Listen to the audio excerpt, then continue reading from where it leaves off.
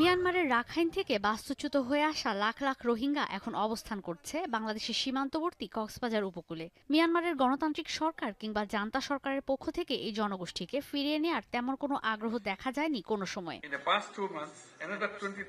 ছাত্র জনতার গণ অভ্যুত্থানের পর শেখ হাসিনা দেশ ছাড়লে অন্তর্বর্তী সরকারের দায়িত্ব নিয়ে দেশের চলমান সব সংকটের মতো রোহিঙ্গা সংকট সমাধানের দায়িত্ব কাঁধে তুলে নিয়েছেন ডক্টর মোহাম্মদ ইউনূস। জাতিসংঘ সাধারণ পরিষদে অধিবেশনের ফাঁকে উচ্চ পর্যায়ের বৈঠকে রোহিঙ্গা সংকট নিয়ে উদ্বেগ প্রকাশ করে ডক্টর ইউনূস বলেছেন, সহানুভূতি থাকলেও ১২ লাখের বেশি রোহিঙ্গাকে আশ্রয় দিয়ে বাংলাদেশ আর্থসামাজিক আর পরিবেশগতভাবে ক্ষতিগ্রস্ত হচ্ছে। বাংলাদেশ এই সংকটের সীমা অতিক্রম করেছে। উদ্বেগ প্রকাশ করে তিনি আরও বলেন, এখন পর্যন্ত অনেক প্রস্তাব আন্তর্জাতিকভাবে গৃহীত হলেও একজন রোহিঙ্গাও মিয়ানমারে ফেরত পাঠানো সম্ভব হয়নি। সেই সঙ্গে কমছে মানবিক সহায়তাও। As much as Bangladesh engages on humanitarian aspects or ensuring justice, repatriation of the Rohingyas remain the only sustainable solution to the protracted crisis. We should focus on the human capital of Rohingya community so that their capacity to be reintegrated in Rakhine State is not lost with the course of time. প্রধান উপদেষ্টা বলেন, এই মানবিক সংকটের মধ্যে পরিস্থিতি আরো জটিল করছে রোহিঙ্গা জনগোষ্ঠীর তরুণ প্রজন্ম। কক্সবাজার উপকূলে বাড়ছে নিরাপত্তা ঝুঁকি। এ সময় রোহিঙ্গা সংকট সমাধানের পাশাপাশি মিয়ানমারের অভ্যন্তরীণ সংকট সমাধানে আন্তর্জাতিক সম্প্রদায়ের হস্তক্ষেপের আহ্বান জানান তিনি।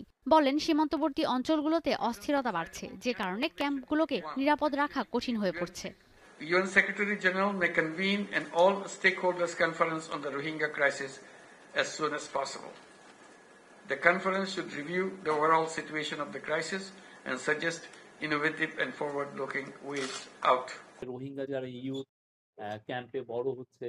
বৈঠক শেষে সংবাদ সম্মেলনে পররাষ্ট্র মন্ত্রণালয়ের অতিরিক্ত সচিব রিয়াজ হামিদুল্লাহ জানান, রোহিঙ্গা ও বাংলাদেশে তাদের আশ্রয়দানকারী স্থানীয় জনগোষ্ঠীর জন্য যুক্তরাষ্ট্র নতুন করে প্রায় $20 কোটি আর্থিক সহায়তার ঘোষণা দিয়েছে। রোহিঙ্গাদের জন্য যে মানবিক সহায়তা দেওয়ার ক্ষেত্রে যে জয়েন্ট অ্যাকশন প্ল্যান আছে, জয়েন্ট রেসপন্স প্ল্যান বলা হয়, সেইটাতে প্রোগ্রেসিভলি আন্তর্জাতিক সমাজের যে অর্থায়নটা সেটা কমে আসছিল। আজকে সেখানে মার্কিন যুক্তরাষ্ট্র স্পষ্টভাবে বলল, তারা এই বছরের যে মানে অ্যালোকেশন দিয়েছে তার অতিরিক্ত $199 মিলিয়ন দিয়েছে। এদিকে বৈঠক শেষে আরেক সাইডলাইন বৈঠকে মিট দ্য ফ্রেন্ডস অব বাংলাদেশে যোগ দেন প্রধান উপদেষ্টা। বলেন, জুলাই অভ্যুত্থানের মধ্য দিয়েই দেশ পুনর্গঠনে অন্তর্বর্তী সরকার দায়িত্ব নিয়েছে এবং কাজ করে যাচ্ছে। শিক্ষার্থীরা রাস্তায় নেমে আসায় দেশে অনন্য এক বিপ্লব হয়েছে।